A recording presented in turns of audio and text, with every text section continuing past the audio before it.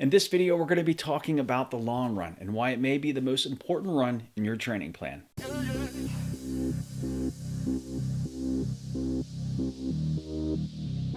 Hello everyone, my name is John and this is Motivation Theory Running. And if you are new to this channel, please consider subscribing and clicking that bell icon so you get notifications each and every time I release new content. And if you enjoy this video, I really appreciate it if you would hit that thumbs up. So on this channel, I get about 4 questions related to long runs, and they're broken down into about 4 different categories. First, why do we do long runs? Second, how long should my long runs be? Third, how fast should I run my long runs? And fourth, how many times a week or month should I do long runs? The concept of the long run is simple. Put one foot in front of the other for a very long time and you're done. But still, I see people getting it wrong. Why is that? First, let's ask the question, why do we do long runs? Well, they make the heart stronger. They open the capillaries, helping get energy to the muscles and flush away waste from the tired ones.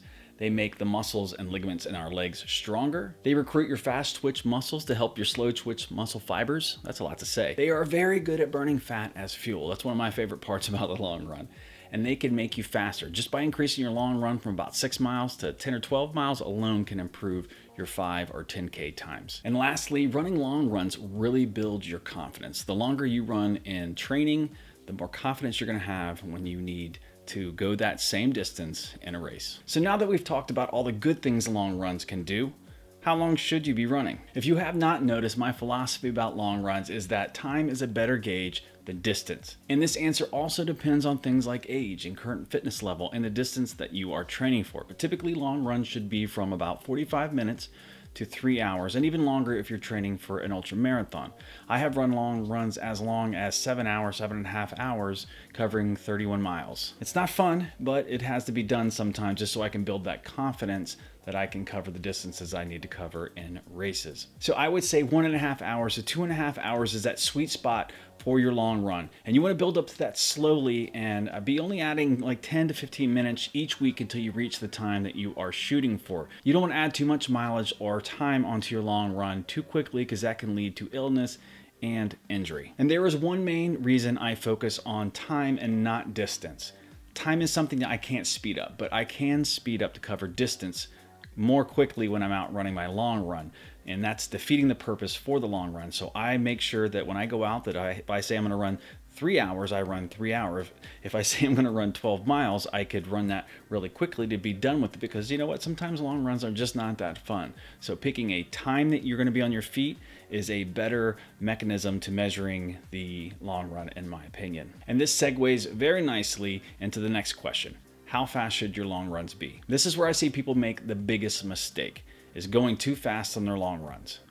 Your body doesn't know the difference between races and training, so if you're out running too fast on your long runs, you're gonna risk overtraining and injury. I would say 1 to 2.5 minutes per mile slower than your marathon pace is probably the good sweet spot you wanna hit when you're out there running your long runs. Running great and Olympian Jeff Galloway said, running long runs fast causes more problems than any other mistake. There really is no point to push too hard on your long runs. You need to be running your long, slow runs at exactly that, long and slow, and at a comfortable pace. When I do long runs, I will even incorporate walking just to make sure that my heart rate stays down and I stay in the correct training zone for my long run. Look, long runs build endurance and reduce your resting heart rate, making your heart more efficient. And no matter the distance you're training for, that is a very good thing. So I'm sure you're saying, all right, John, you just threw all this at me. So how many times a week should I be doing my long run? Well, typically runners will do their long runs on a Sunday because that's when we have the most time to run our long runs. But depending on the race you're training for,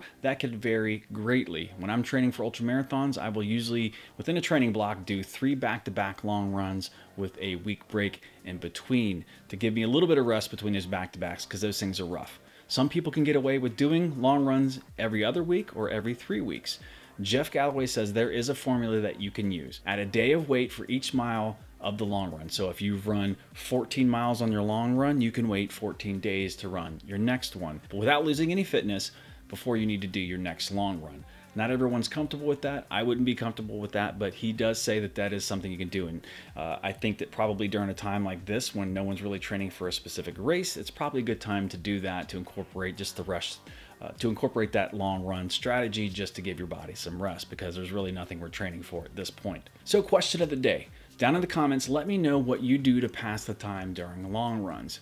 I typically run solo so much. It is a breath of fresh air whenever I have someone to run with. Many years ago, I had a buddy that ran with me training for the Marine Corps Marathon, and it was outstanding to have somebody run 19 miles with to kind of break up the monotony. So I'd like to know, what do you guys do out there to help break up the monotony of running for 2 and 3 hours at a time? Now, if you want to know why I run and why you should start running, if you're not running right now, go ahead and click right here and watch that video. And if you want to know how to be successful losing weight by running, go ahead and click here.